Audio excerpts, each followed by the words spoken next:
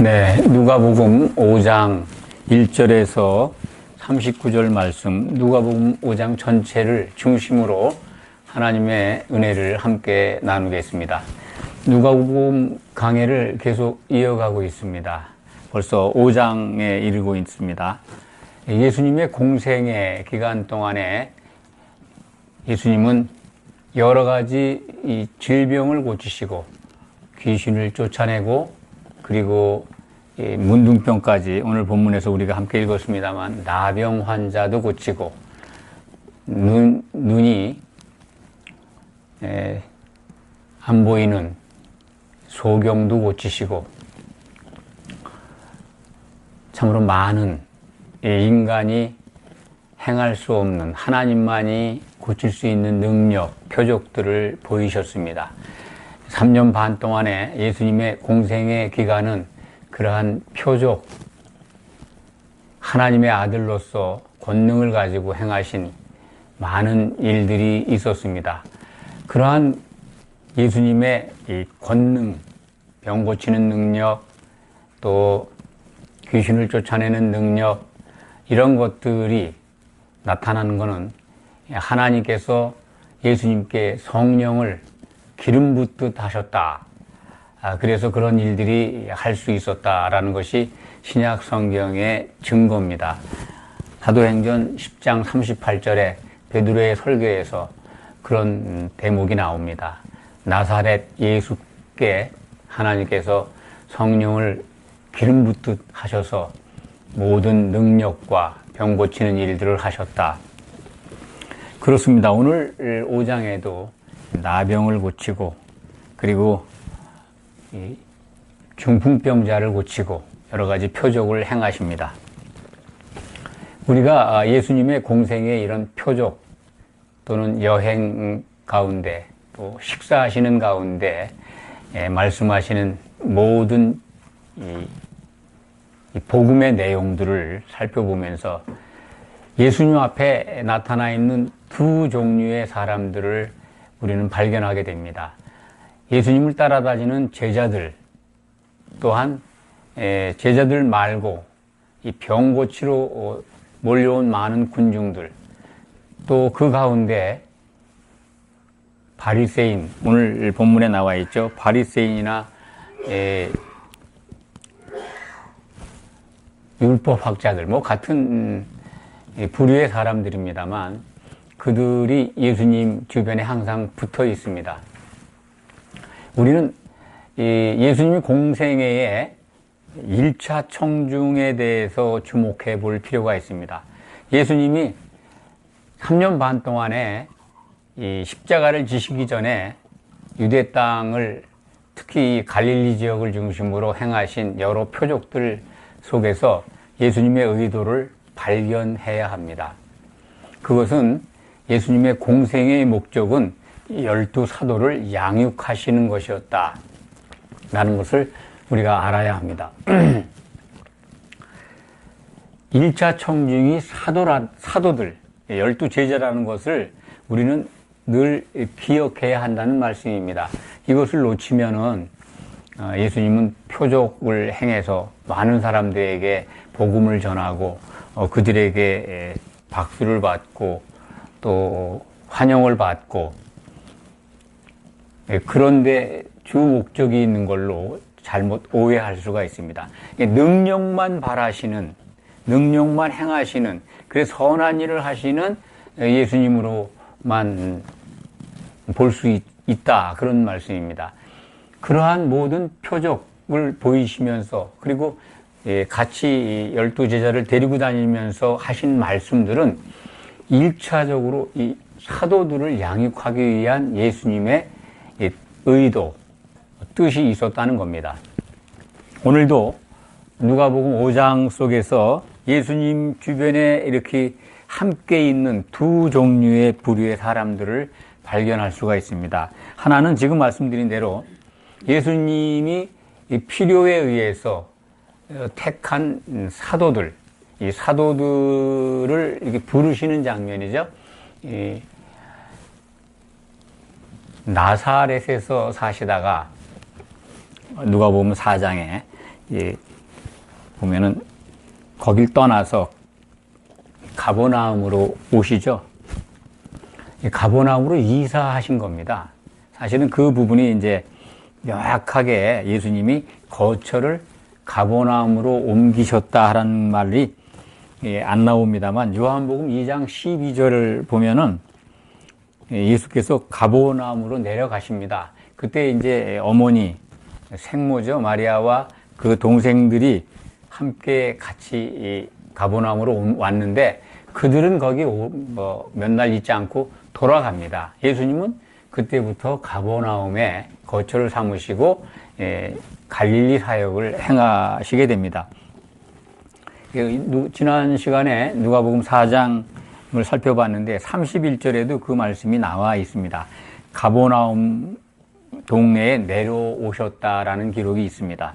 그래서 이제부터는 이 갈릴리 사역 가운데서 가버나움을 중심으로 예수님께서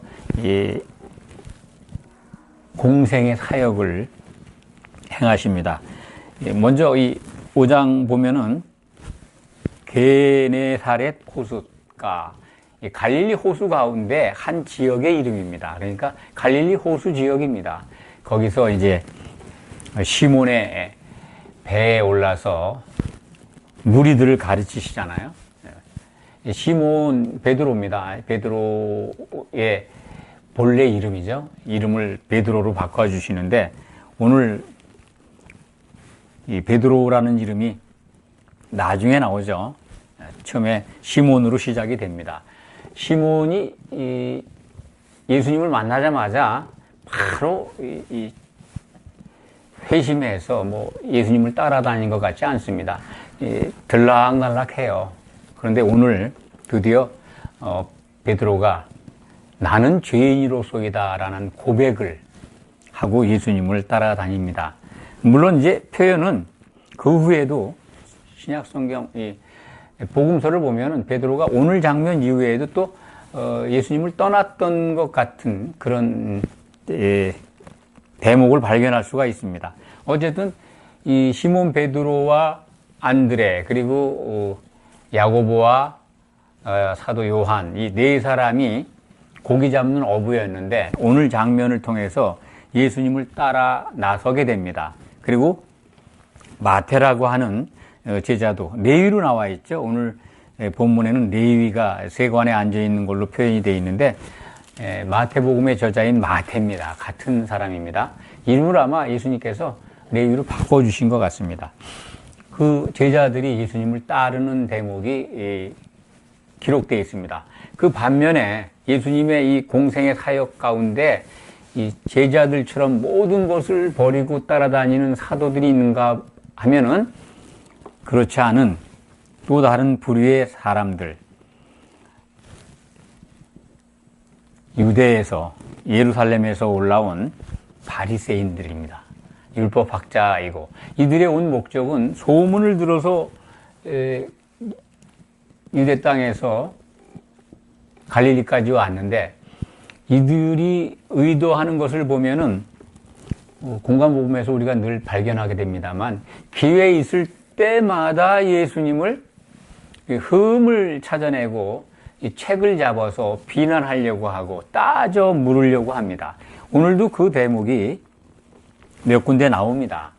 이들은 정말 사도들과는 대별돼서 예수님을 찾아오지만은 목적이 다르다 하는 것을 알 수가 있습니다. 그러니까 정리를 하자면 사도들은 모든 것을 버려두고 따르는 사람들이고 이 바리새인들은 따져 묻기 위해서 예수님을 따라다니는 사람들입니다. 그러니까 버린 사람들이 있는가 하면 버리지 않고 그 전통을 지키면서 예수님을 쫓는 사람들이 있다 하는 걸 먼저 서두에 말씀을 드립니다.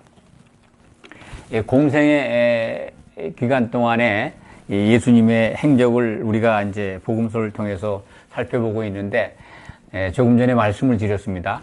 어떤 관점에서 봐야 하는가? 1차 청중, 예수님이 뭔가 말씀을 하시고 그걸 증거하시고 표적을 보이시는 1차 목표는 사도들을 양육하기 위한 것이다 라는 것을 꼭 기억하시기 바랍니다. 어떤 질병을 고치고 뭐 귀신을 쫓아내고 중풍병자를 낫게 하는 모든 것들도 일단 예수님의 표적이 나타나는 것, 그 속에는 같이 이게 택한 12사도들을 훈련시키고 양육시키는 예수 그리스도의 증인이 되어야 하기 때문에 그들에게 그것을 보여주고 있다라는 걸 먼저 기억하시기 바랍니다. 오늘 말씀에 이제 순서대로 살펴가면서 말씀을 드리겠습니다.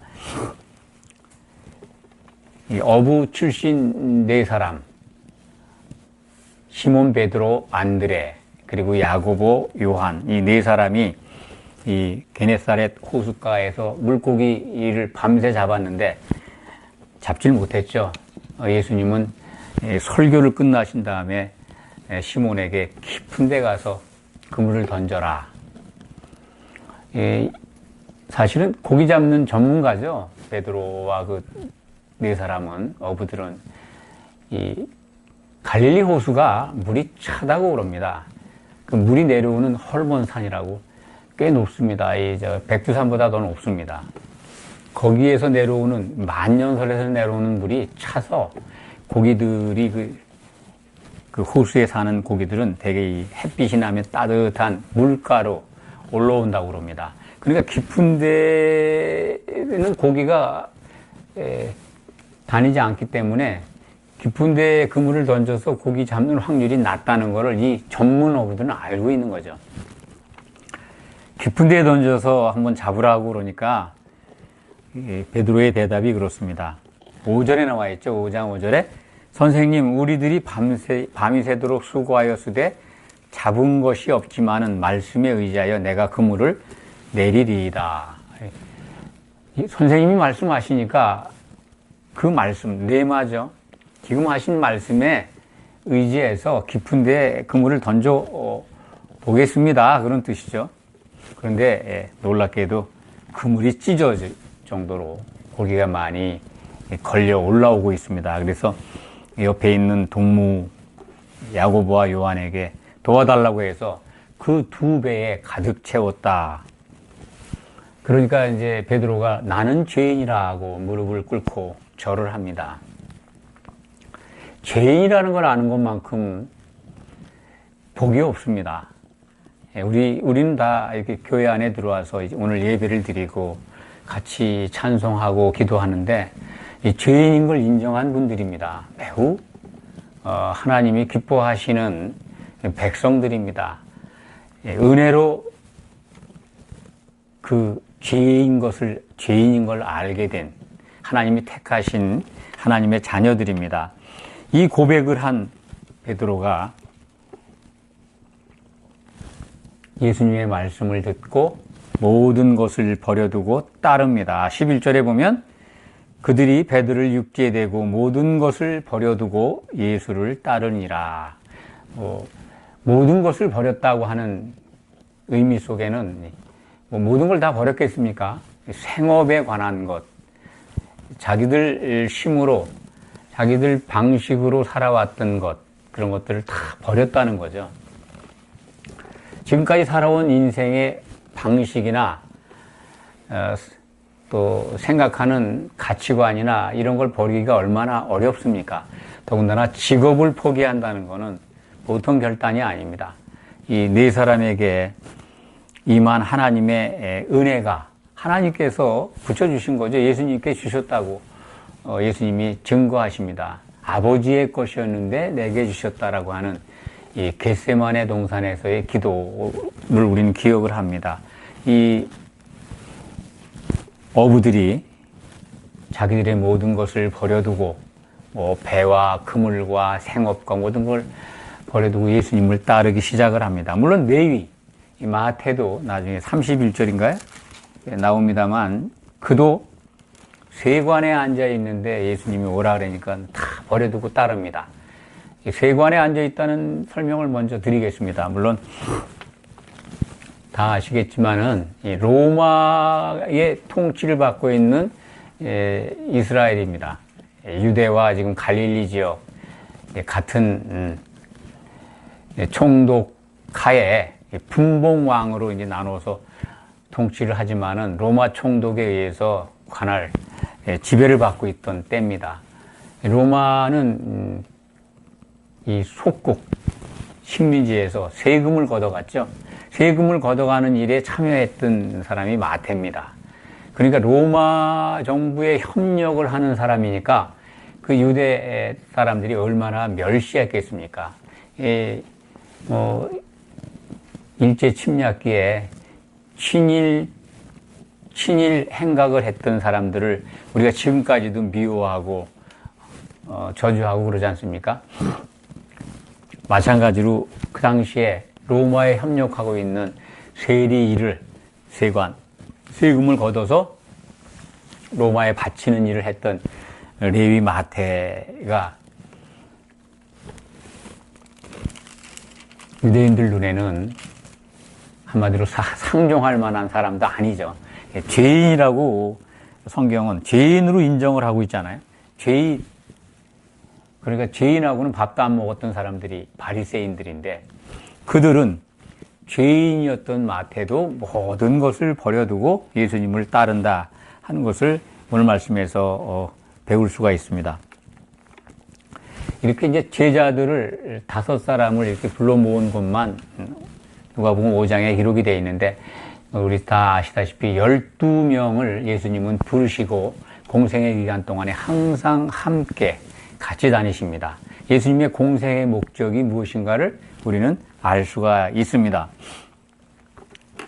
12절부터 16절까지는 이제 예수님이 나병 환자, 문둥병 들린 환자를 고쳐주시는 장면이 기록되어 있습니다. 구약시대에 엘리야에 이어서 등장한 선지자 엘리사가 수리아의 나아만 장군의 문둥병, 나병을 고쳐준 기록이 있습니다. 그래서 이 선지자 사역을 하시면서 엘리사가 행했던 문둥병 고침을 예수님이 행하시게 합니다. 구약 성경에 그림자로 등장해 있던 모습을 예수님이 실질적으로 유대 땅에서 문둥병 환자를 고쳐줍니다. 그러니까 소문이 얼마나 많이 퍼졌겠습니까? 많은 사람들이 예수께 모여 들고 있습니다. 17절 이하 이제 중풍병자를 고치는 말씀이 26절까지 이어지고 있는데 여기서 보면은 17절에 보면은 유대와 예루살렘에서 온 바리새인과 율법 교사들이 앉았는데 라는 기록이 있습니다. 주목해 볼 필요가 있습니다. 굉장히 먼 거리입니다. 그 당시 교통수단도 없으니까 걸어서 왔을 겁니다. 여러 날을 거쳐서 갈릴리 지역에 왔을 텐데 그들이 온 목적이 틀림없이 있습니다. 소문을 듣고 예수가 어떤 사람인가, 과연 무슨 말을 하는가 하는 것을 따져보기 위해서 왔다라고 봅니다. 그 대목이 오늘 말씀에 나옵니다. 근데 17절에 보면은 병을 고치는 주의 능력이 예수와 함께 하더라. 이만 걸 기억해야 합니다. 나사렛 예수에게 하나님께서 성령의 능력과 권능을 부어주셨다. 사도행전 10장 38절의 기록입니다. 그러니까 예수님은 공생에 시작할 때 이 성령의 충만한 가운데 능력과 권위를 받고 계십니다. 그래서 우리가 사람으로서는 납득할 수 없는 표적, 기적을 행하시고 있는 겁니다. 특히 오늘 이 한 중풍병자를 데리고 온 사람들과 그 환자를 예수님은 그들의 믿음을 보시고 죄사함을 받았다. 환자에게 죄사함을 받았다라고 말씀하십니다. 그러니까 사람들이 많아서 예수님께 나아갈 수가 없으니까 그 집안에 계신 예수님께 접근할 수가 없으니까 지붕을 뜯어내고 위에서 환자를 침상째 내려보낸 사건이죠. 뭐 공관복음에 기록이 되어 있습니다만, 그런데 주목할 것은 20절에 보면 그들의 믿음을 알아보셨다는 겁니다. 그들이 누굽니까? 환자도 포함되어 있지만 그 환자를 메워 가져온 사람들이죠. 그 메워 가져온 사람들의 믿음을 보셨다는 거예요. 그걸 알아보시고 그 환자에게 죄사함을 받았다라고 말씀하십니다. 죄사함이 매우 특별합니다. 죄사함을 받았다라고 하신 말씀이 아마 이곳에 나오는 게 유일하다고 생각을 합니다. 공생의 기간 동안에. 죄사함은 우리가 알고 있습니다. 히브리서 9장 22절로 기억이 되는데, 피 흘림이 없으면 죄사함이 없다라는 말씀이 있습니다. 그러니까 죄사함에는 피가 필요하다라는 것이 신약 성경의 증거입니다. 그래서 예수님은 피를 흘리기 위해서, 우리의 죄를 대속해 주기 위해서 오셨습니다. 그런데 죄사함을 지금 명령하는 그 권능을 행사하시는 이 시점에서 예수님은 피를 흘리지 않으셨습니다. 어떻게, 십자가를 지시기 전인데 어떻게 죄사함의 권능이 있었을까요? 그것은 바로 17절에 병을 고치는 주의 능력이 예수와 함께 하더라. 이 병 고치는 능력뿐만 아니라 권위가, 죄사함의 권위가 이 성령께서 함께 임하심으로써 하나님의 권능을 행하시고 계신 겁니다. 인자로 오셨지만은 하나님이신, 삼일체 하나님이신 성령의 능력으로 죄사함을 명령하고 있습니다. 이 대목에서 그 유대에서 온 서기관과 바리새인들이 생각하여 이르되, 우리말 번역은 뭐 생각하여 이르되 21절입니다. 누가복음 5장 21절에 보면 그 유대에서 온 서기관, 그러니까 율법학자와 바리새인들이 속으로 신성모독한다 이런 얘기예요. 하나님 외에 죄사함을 할 수가 없는데 예수가 죄사함을 하다니 하고 속으로 생각하니까 예수님이 22절에 그 생각에 있는 것을 아시고 말씀을 하십니다. 너희 마음에 무슨 생각을 하느냐. 이게 따져 물으려고 이 예수라는 사람이 신성모독을 한다라고 하는 것을 알아차리고 그걸 이제 책 잡으려고 그 속으로 생각하는 걸 예수님이 아시고 먼저 물으시는 거죠. 그러니까 먼저 물으시면서 23절에 내 죄사함을 받았느니라는 말과 일어나 걸어가라 하는 말이 어느 것이 쉽겠느냐. 어떤 게 쉽습니까? 죄사함과 병 낫는 것과, 죄사함은 피 흘림이 있어야 되고 죄는 하나님만이 하시는 겁니다. 물론 일어나 걸어가는 것도 하나님께서 주시는 능력으로 하는 것이지만은 이 죄를 사함 받는 것과 이 병을 고쳐서 일어나 걷는 것과는 비교할 수 없습니다. 그러니까 그 말씀을 하시는 겁니다. 그러나 24절에 인자가 땅에서 죄를 사하는 권세가 있는 줄을 너희로 알게 하리라 하시고, 그 권세가 있다는 겁니다. 죄사함이라고 하는 권세를 나타내신 거죠. 그래서 중풍병자에게는 정말 그가 원하는 일어나 걷는 그러한 그 은혜의 처방을 주시고 계십니다. 그래서 그 환자가 나서 걸어갑니다. 이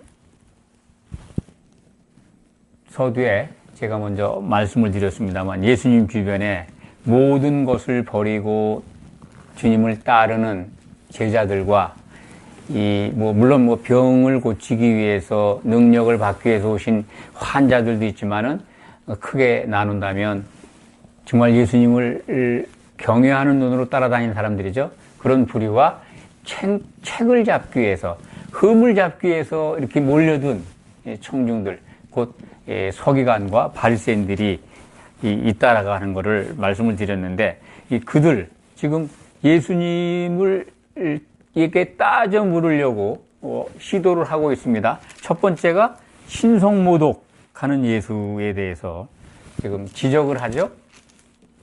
첫 번째 그것입니다. 그것이 나타나 있죠. 그 무조건 모든 것을 버리고 다른 제자들과는 다르죠. 물론 이들은 그것으로 끝나는 게 아닙니다. 27절부터 39절까지는 이 바리새인들을 향해서 하시는 말씀입니다.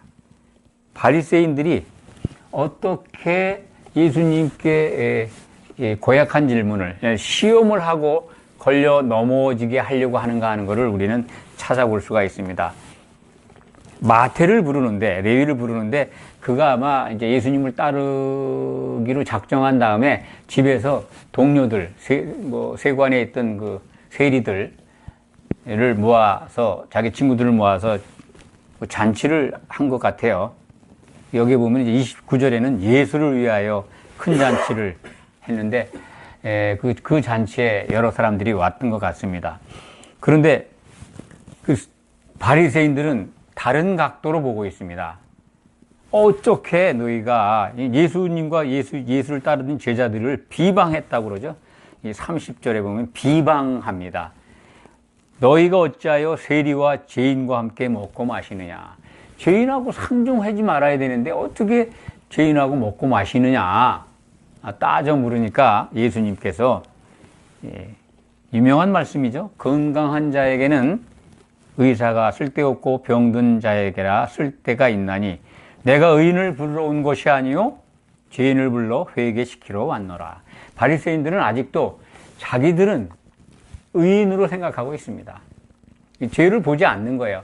율법을 행해서 아주 성별된 하나님의 백성이기 때문에 죄가 없다. 세리와 죄인들, 이방인들하고는 그러니까 같이 섞여서 말을 섞지도 않고 더군다나 먹고 마시는 것도 함께 하지 않았음을 우리는 알 수가 있습니다. 그런데 예수라는 사람은 귀신도 쫓아내고 문둥병도 고치고 중풍병자도 고치고 죄도 사해준다고 하는 그런 권세를 부리는데 너무나도 상식적인 죄인과 섞여서 먹고 마신다 하는 것을 지금 비방하고 있는 겁니다.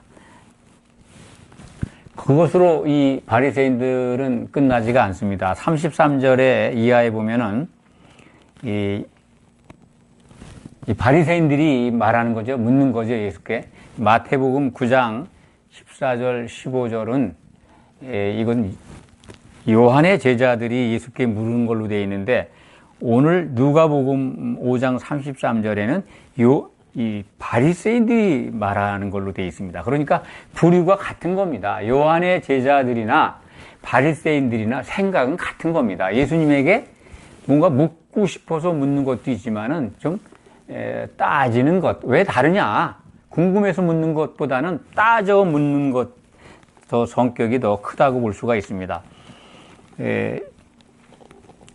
요한의 제자는 자주 금식하며 기도하고 바리새인의 제자들도 또한 그리하되 당신의 제자들은 먹고 마시나이다.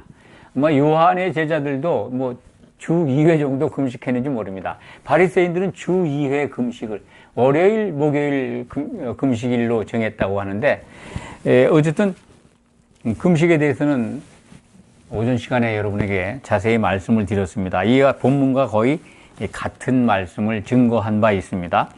그랬을 때 이들의 질문을 한번 보십시오. 금식을 왜 하느냐, 왜 안 하느냐 이거예요. 우리들은 전통에 의해서 구약 때부터 금식을 해왔는데 금식하는 절기가 아마 도래 했었던 것 같습니다. 금식 때가 있었던 것 같습니다. 아니면 요한의 제자들도 월요일, 목요일 금식을 했거나 왜 예수와 예수의 제자들은 금식하지 않느냐라고 지금 따져 묻고 있습니다. 금식 안 하는 거를 책 잡으려고 하는 거죠. 그에 대한 대답, 예수께서 그들에게 이르시되 신부방 아들들이 신랑과 함께 있을 때 너희가 그 손님으로 금식하게 할 수 있느냐? 그러나 그날에 이르러 그들이 신랑을 빼앗기리니 그날에는 금식할 것이니라. 우리말 번역본이 잘못되어 있어서 원문으로 제가 말씀을 드렸습니다. 신부방, 곧 신부 대기실에 있는 아들들이 신랑과 함께 있을 때에 너희가 그들로 금식하게 할 수 있겠느냐? 그러니까 이것은 예수님이 재림하셨을 때의 장면을 우리에게 미리 일러주시는 겁니다. 혼인집 손님들이라고 번역이 되어 있는데 그렇지 않습니다. 예수를 믿고 있는 우리들은 교회 안에 들어와 있고 그 교회가 예수님 오실 때 공중으로 들림을 받습니다. 그것을 이제 신부 혼인잔치가 벌어져야 되는데 그 전에 그리스도의 심판대가 열린다고 말씀을 드렸습니다. 우리는 다 믿는 자들은 예수님 오실 때 그리스도의 심판대 앞에 서게 됩니다. 선악간에 그 그리스도의 몸을 위해서 행한 대로 심판을 받습니다. 선을 행한 자는 생명의 부활 곧 혼인잔치에 들어가고 악을 행한 자는 그 교회에 악을 행한 자는 이 혼인잔치에 들어가지 못하고 탈락하게 됩니다. 그 탈락자들이 겪는 것을 오늘 말씀은 금식이라고 슬퍼하는 것이라고 말씀해 주고 있습니다. 신랑을 빼앗길 날이 온다는 겁니다. 우리가 지금 아내의 예수님이 신랑이신데 그의 아내로 준비돼 가고 있는 과정입니다.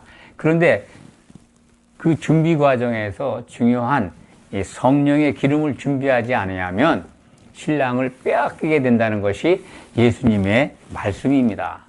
이것을 말씀하시는 겁니다. 신랑을 빼앗긴다. 혼인잔치에 들어가지 못한다는 말씀이죠. 말씀을 여러 차례 드렸습니다만 그날에 이르러 예수님이 재림하시는 날입니다. 그리스도의 심판대가 열리는 날입니다. 거기서 기름을 준비하지 않은 이 성도들은 탈락하게 됩니다. 혼인잔치에 들어가지 못하고 신랑을 빼앗기는 운명에 처해지게 되는데 그때는 금식하게 될 것이다. 내가 금식하게 할 것이다. 그런 말씀입니다. 3인칭 의지미래라고 하는데 말하는 자의 의지가 담겨 있는 표현이죠. 내가 금식하게 할 거야. 그런 뜻으로 이해하시면 됩니다. 그러니까 금식을 하지 않는 바리새인들 입장에서 보면 금식을 하지 않는 예수님과 그 제자들이 너무나도 이상하고 또 흠결이 있는 겁니다. 책 잡을 만한 거죠. 그걸 지적해서 실문을 하니까 예수님의 대답은 정말 너희가 진짜 금식하는 날이 이를 것이다. 내가 그렇게 할 것이다 라고 말씀하시는 겁니다. 신랑을 빼앗길 날이 올 것이다. 그런데 지금 제자들은 금식을 하지 않는 이유가 예수님과 장차 오실 예수님이지만은 함께 하고 있지 않습니까? 예수님과 진짜 신랑과 물론 예수님이 이제 부활 승천하시고 우리가 신부로 준비되는 과정에서 필요한 성령을 보내주셨는데 그것을 지금 말씀하는 겁니다. 다시 오실 때 그날에 신랑을 빼앗기는 경우가 있다. 반드시 탈락자들은 금식하게 된다. 지옥불에 던져진다. 금식이 육적인 양식을 먹는 걸 중단하는 게 금식이 아니다라는 걸 이해하실 수 있을 겁니다. 그러니까 영적으로 우리가 예수님 오실 때 영의 몸을 입고 부활하지만은 혼인잔치에 못 들어가는 그 영의 몸을 입은 성도 각자는 지옥불에 던져진다. 그것이 금식이다. 불로 소금 치듯 하는 거. 그것을 금식으로 이해하시면 됩니다. 그래서 이 바리새인들은 지금 이 전통과 자기들의 관행과 지금까지 이어온 여러 가지들을 전혀 버리지 않고 예수님을 바라보고 있습니다.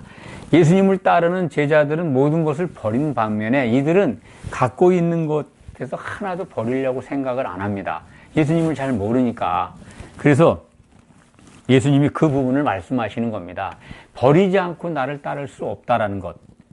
그걸 강조해서 36절부터 39절의 말씀이 그 말씀입니다. 물론 청중, 같이 있는 1차 청중 제자들에게도 교훈의 말씀을 주시는 거지만 이 부분 바리새인들에게 따져 묻는 그들에게 이제 너희가 모든 것을 버리고 회개해야 된다라는 취지에서 말씀하시는 겁니다. 보시면 새 옷에서 낡은 한 조각을 찢어가지고 낡은 옷에 붙이는 자가 없다. 새 옷을 잘라서 낡은 옷을 뭐 기우는 사람은 없겠죠. 그건 뭐 새 옷도 찢어지고 낡은 것도 찢어지잖아요. 그러니까 지금 예수님으로부터 나오는 이 신약시대의 복음, 이것을 옛 구약의 질서, 율법에다 갖다가 붙여서 쓸 수 없다는 겁니다. 또 37절에는 새 포도주를 낡은 가죽 부대에 넣는 자가 없다. 둘 다 버린다는 거죠. 이거는 뭐 우리가 잘 알지 않습니까? 생활 상식으로도 알 수 있는 겁니다. 새 포도주가 흠 부도지에 들어가면 둘 다 못 쓴다. 터져서 이 팽창해가지고 둘 다 못 씁니다. 포도주는 뭐 부대가 뜯어져 버리면은 쏟아지는 거고 못 쓰고, 부대도 찢어지니까 못 쓰고. 39절이 그 말씀의 핵심입니다. 묵은 포도주를 마시고 새 것을 원하는 자가 없나니 이는 묵은 것이 좋다 함이라. 묵은 것이 좋다고 그래요. 포도주의 특성이지 않습니까?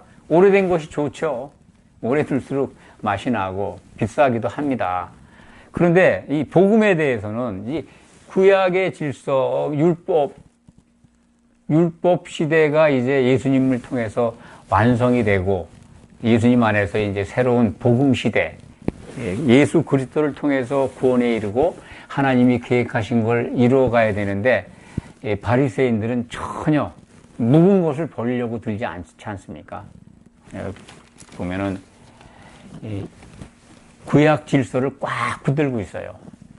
말씀을 정리합니다. 예수님 주변에 공생애 동안에 항상 이렇게 이 두 종류의 부류가 예수님을 따르고 있습니다. 항상 예수님을 이렇게 먼발치서 노리고 책을 잡으려고 하는 부류가 있는가 하면 예수님이 꼭 제자를 양육하기 위해서 그들을 데리고 다니시는데 모든 것을 버리고 따르는 제자들, 이 두 종류입니다. 오늘도 그것이 나타나 있지 않습니까?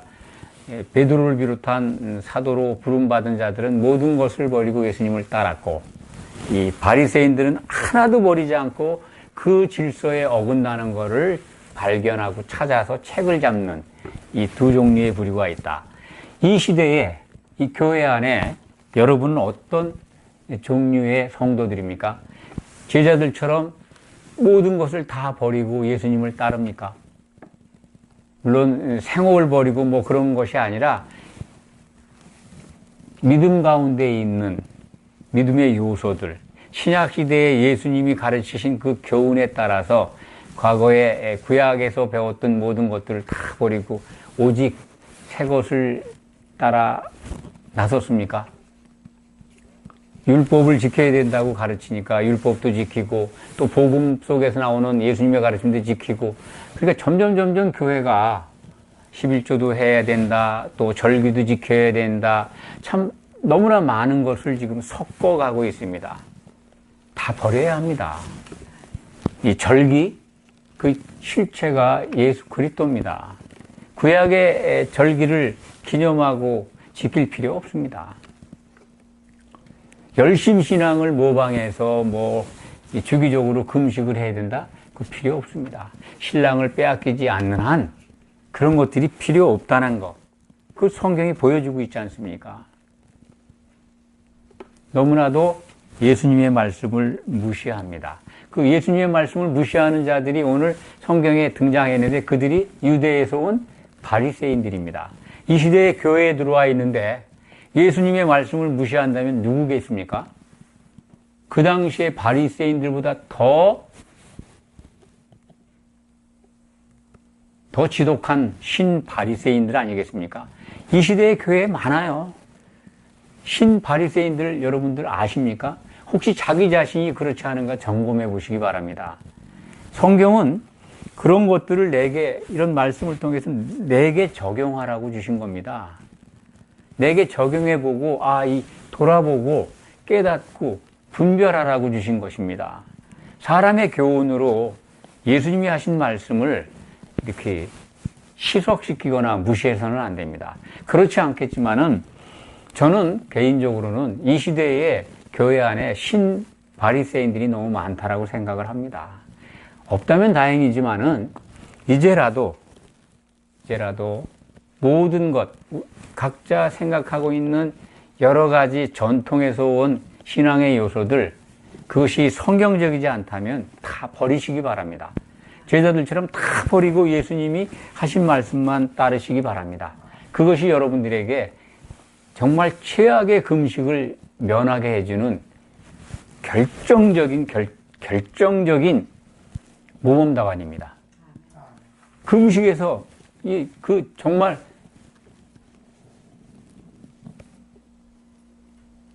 피해야 됩니다. 예수님이 오실 때 예수님이 반드시 금식하게 하겠다. 탈락자들에게. 그 안에 들어가면 안 되지 않습니까? 우리는 모든 것을 버리고 예수님을 쫓음으로써 혼인잔치에 들어가는 그 영광을 차지해야 합니다. 예수님과 더불어 아버지 하나님을 향해서 할렐루야 찬송하시는 성도가 되시기를 축원합니다. 기도하겠습니다. 아버지 하나님 감사합니다. 우리 안에 옛 것을 가지고 버리지 못하는 것들이 아직도 많습니다. 묵은 것이 좋다라고 우기고 있습니다. 모든 것을 다 버리고 예수 그리스도 그 생각으로 새로워지고 하나 되기를 원합니다. 하나님이 기뻐하시는 성도로 세움받기를 원합니다. 아버지 하나님 이루어 주시옵소서.